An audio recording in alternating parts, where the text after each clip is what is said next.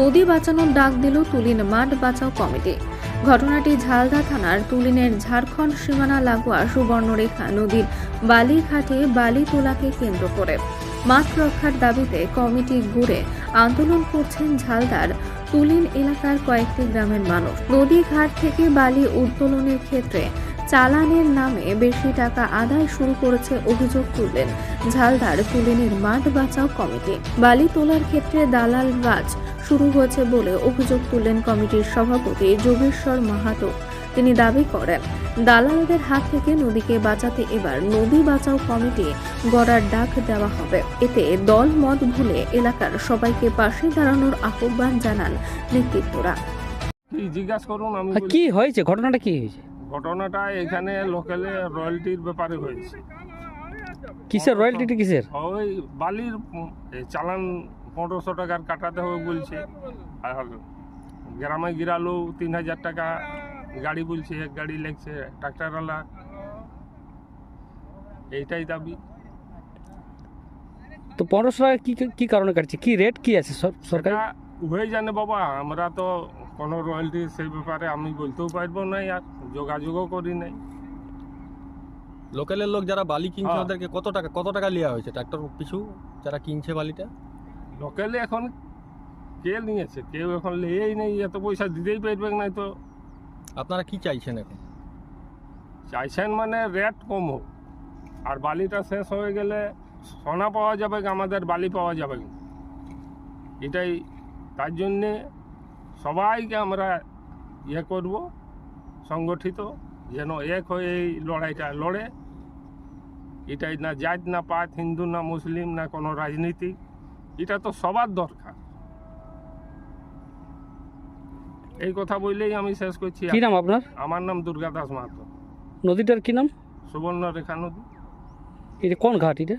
এটা ডঙ্গা ঘাট।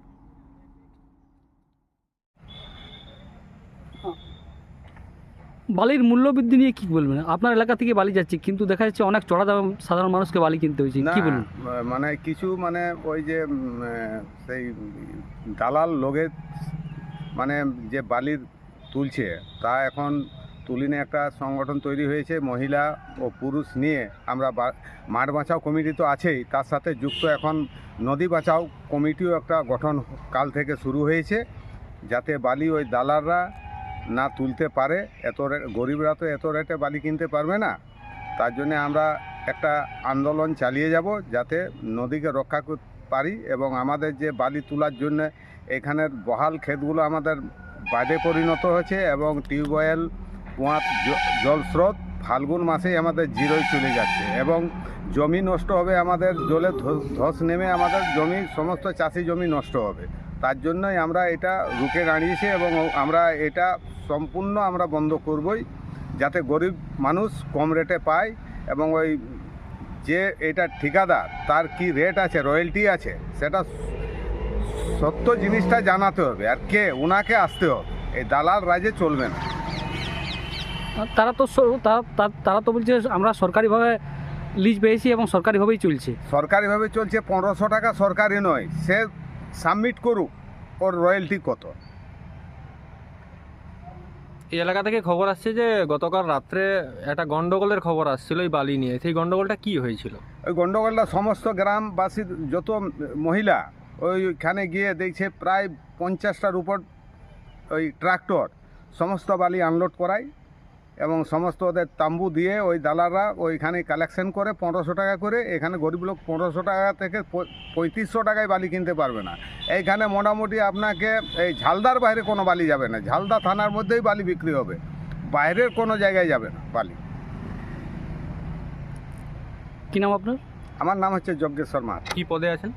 আমি আছি মাঠ বাঁচাও কমিটির সভাপতি। যে নদী থেকে বালি তুলছে সে নদীর নাম কি? সুবর্ণরেখা। কাল যে এলাকায় গন্ডগোলটা হয়েছিল এটা কোন এলাকা? ওইটা বাংলাটার এলাকা।